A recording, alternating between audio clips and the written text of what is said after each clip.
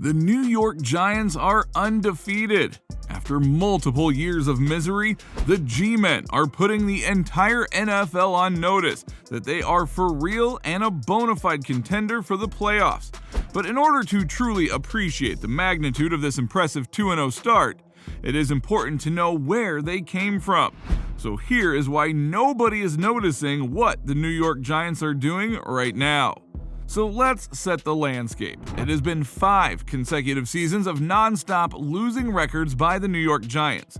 Year after year, promises were made that they would improve the team, but it only ended in complete and utter disaster.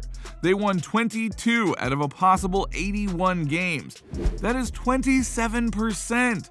It is a shocking and pathetic number from an organization that has won 2 Super Bowls under head coach Tom Coughlin.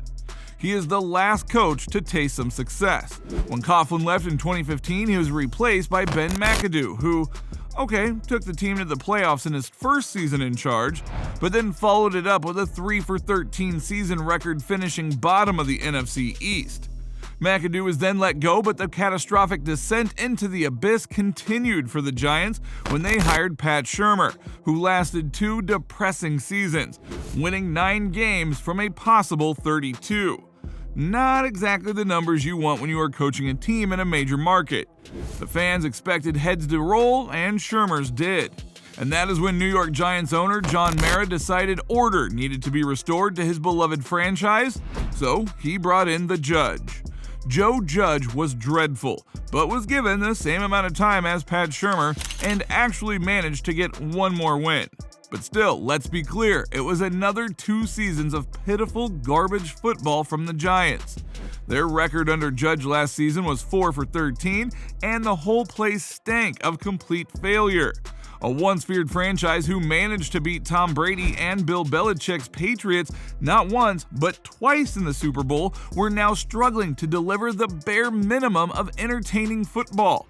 Another change was needed, and a drastic one at that. That is when Giants owner John Mara came up with the best idea he had in 5 years.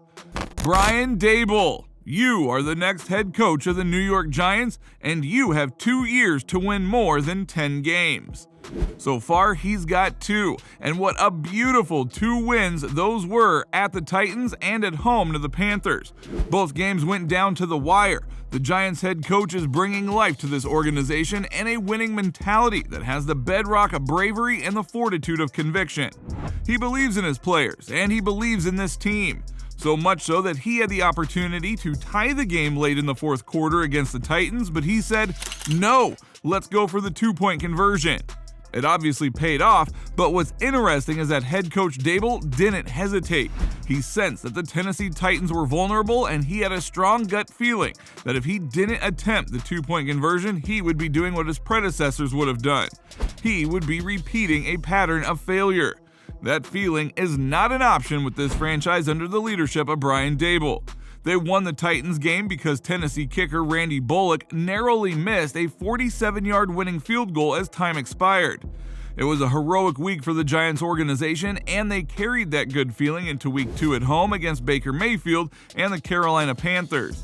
This time, it was Daboll's clock management that won the Giants the game. It was a low-scoring contest that saw the Giants pull off something that they haven't done well in the last 5 years. They managed to eat the clock and let it expire without costing their team. No interceptions were thrown, no fumbles occurred, just a calm, professional, and heroic display of gritty football. Daboll has brought this franchise back to life in just 2 games. It has taken 5 torrid seasons of absolute garbage to find someone who is orchestrating the good vibes and the jovial atmosphere back to this organization. Daboll's coaching philosophy and overall demeanor is having such a positive effect on the team that it's giving the players a boost, most notably on the defensive end. The New York Giants defense has only allowed 36 points in 2 games and prevented 2 gifted and defense-crushing running backs from having explosive games. The Titans running back Derrick Henry rushed 21 times and only had 82 yards and 0 touchdowns, which is unheard of from such a star NFL athlete. To put things into context, Henry last season had 937 yards and 10 touchdowns in just 8 games. That is an average of 117 yards per game. The fact that the Giants managed to contain him on the road is mightily impressive. And to follow up that defensive performance in Week 2, they did the same to the Panthers star running back Christian McCaffrey. While McCaffrey might have gotten over 100 yards, he still didn't manage to get a touchdown on the ground. To recap, 0 touchdowns on the ground from 2 monster running backs. Oh, and the Giants forced 2 fumbles against the Panthers to give their team excellent field position. The defense deserves a lot of credit, and they need to continue to play at the Hall of Fame level to give their offense a chance. There are some gifted players on this New York Giants team, but the one that is leading this team has the most to lose. Daniel Jones is the quarterback for the New York Giants and is fighting for his NFL career, not just as a Giant. The man nicknamed Danny Dimes learned that the Giants won't be picking up his 5th-year option on his rookie contract, so he is playing to remain in the NFL. There are serious questions surrounding his ability to compete at this level, not from a physical standpoint, but a mental one. His moves on the field are puzzling at times, where there is a bit of a slowness and a lack of good decision-making that has led the higher-ups at the organization to test the aptitude of this young quarterback. Clearly, this is a position that the New York Giants feel they could improve upon in the offseason, but there is the belief that if Daniel Jones does well, he could find himself earning elite quarterback dollars. So far, there's nothing horrible about his passing. He's averaging a pass completion percentage of 70.09% and has 3 touchdowns versus 1 interception. Not exactly eye-opening or jaw-dropping, but he seems to be a quarterback that fits in the Brian Daboll coaching mindset. Jones is a bit of a wild card when he's scanning the field trying to find the open receiver, and slightly erratic when it comes to scrambling. He's a quarterback that would swim with the average players in his position and perform well some weeks and not so well in others. But a player who's expected to give the Giants that mega performance is none other than Saquon Barkley. The star running back is an elite NFL player who has seen a string of misfortune during the dark days of the Giants organization.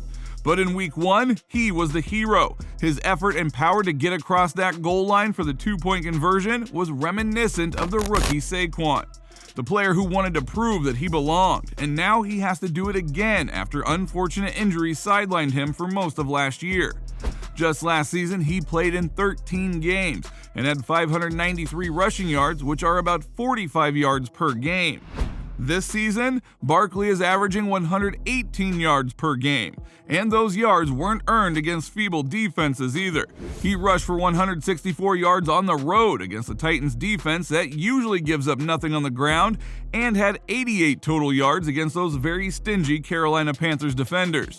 The fact is, he produced and stayed healthy, which is the main takeaway from those 2 important games. Saquon Barkley delivered and is seen as the leader of this team. If he plays well, it will boost the entire roster and help elevate their own game. With Barkley, the New York Giants have a shot at going back to the promised land, and with a gutsy play calling from Brian Daboll, very few would challenge that statement. But how far do you think the New York Giants will go? Will they win their division? Will they reach the playoffs? Please let us know in the comments below, but before you go, if you still want to watch some awesome NFL content like this, go ahead and watch that next video that will pop up on your screen.